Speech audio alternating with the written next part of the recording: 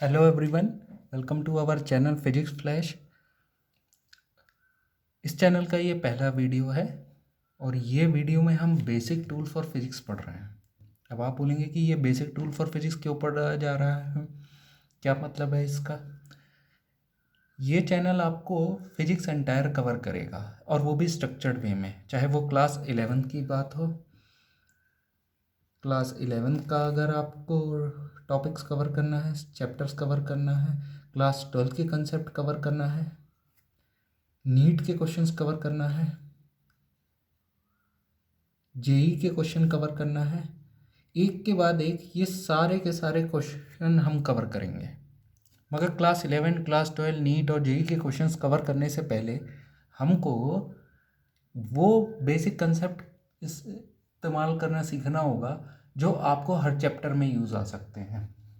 8 to 10 chapter ऐसे हैं कि जिसमें तो ये कंसेप्ट बहुत ज़्यादा लगेंगे। फॉर एग्जांपल वेक्टर्स, पर ट्रिग्नोमेट्री, डिफरेंशिएशन, इंटीग्रेशन के तो छोटे छोटे फॉर्मूलेज, छोटे छोटे क्वेश्चंस में भी आपको यूज़ आएगा। इसलिए मैं ना आप लोगों को इन 4 टॉपिक से शुरुआत करना चाहता हूँ। इसमें मैं यूनिट्स एंड डायमेंशंस भी ऐड करना चाहूँगा, मगर मैं उसको 5th नंबर पे पढ़ाऊँगा। क्यों? जब हम शुरुआत कर रहे हैं तो मैं चाहता हूँ कि आप अच्छे से अच्छे कंसेप्ट्स को बहुत जल्दी ग्रैस्प कर लें। यूनिट्स एंड डायमेंशंस तो आप पढ़ ही लेंगे, मैं यहाँ पे भी कवर करूँगा, मगर पहले मुझे लगता है कि जो इम्पोर्टेंट चीज़ है, इम्पोर्टेंट टॉपिक्स हैं, उनको कवर करना चाहिए। तो हम आते हैं कि ये वीडियोस किस किस के लिए यूज़फुल होगा। सीधी सी बात है, अगर आप क्लास 10 से 11th मूविंग है, क्लास 11th में मूव कर रहे हैं, तो ये आपके लिए बहुत ही यूज़फुल है। ये आपकी प्रिपरेशन को, ये आपके क्लास 11 को किक स्टार्ट दे देगा। आप बहुत ही इजीली क्लास 11 के न्यूमेरिकल्स और डेरिवेशंस सॉल्व कर पाएंगे। दूसरी बात यह है कि अगर आप क्लास 11 से क्लास 12 को मूव कर रहे हैं और किसी तरीके से आपको लगता है कि आपके क्लास 11 के लॉजिक और कंसेप्ट क्लियर नहीं है, तो आप तो भी इस वीडियो को रेफ़र कीजिए। जब आप क्लास 11 से क्लास 12 में मूव कर रहे हैं तो आपके जो पार्ट 1 है फिजिक्स की, पार्ट 1 है फिजिक्स का, उसमें आपको वेक्टर्स, डिफरेंशिएशन, ट्रिग्नोमेट्री, हर टॉपिक का यूज़ होने वाला है। तो अगर किसी वजह से आपको सही गाइडेंस नहीं मिल पाई और आप उन टॉपिक्स को क्लियर नहीं कर पाए, तो ये आने वाले वीडियोस और इस वीडियोस के थ्रू आप इजीली उसको क्रिस्टल क्लियर कर सकते हैं और इसमें ज़्यादा समय नहीं लगेगा। इसलिए 1 by 1 जल्दी से जल्दी, एक के बाद एक स्ट्रक्चर्ड वे में मैं वीडियोस बनाऊंगा और आपके सारे लॉजिक्स को क्लियर करूंगा। हम सारे चैप्टर्स पढ़ते हुए ही नीट और जेई के भी क्वेश्चंस कवर करेंगे। जो टॉपिक्स 11th-12th में और नीट और जेई में ओवरलैप कर रहे हैं, उन क्वेश्चंस को हम कवर करते जाएंगे।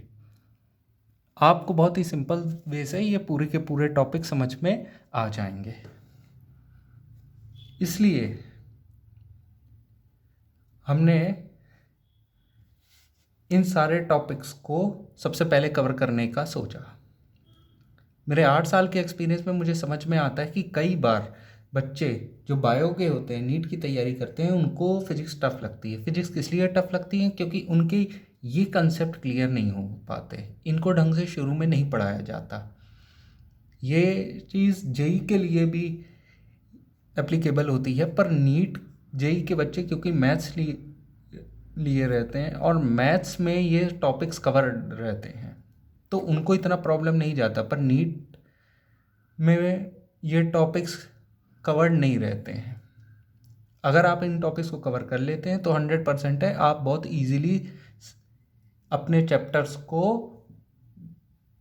मास्टर कर पाएंगे। मास्टर करने का मतलब है कि आप डेरिवेशन और न्यूमेरिकल सॉल्व करने में आपको कोई परेशानी नहीं होगी।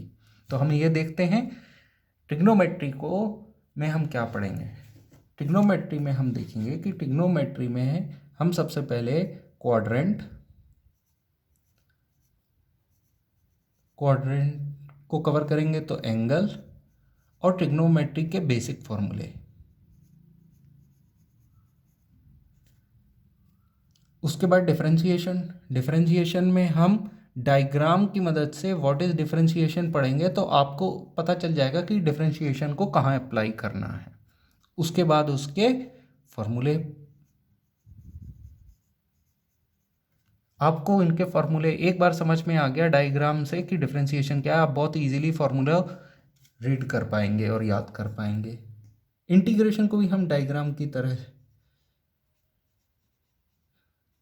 की मदद से समझेंगे, तो इसमें भी डायग्राम के बाद फॉर्मूला।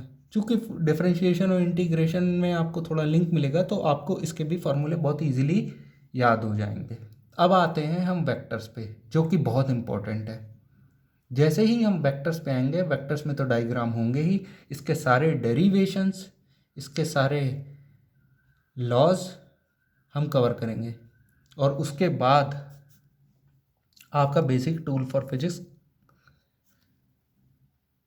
समाप्त हो जाएगा, कंप्लीट हो जाएगा।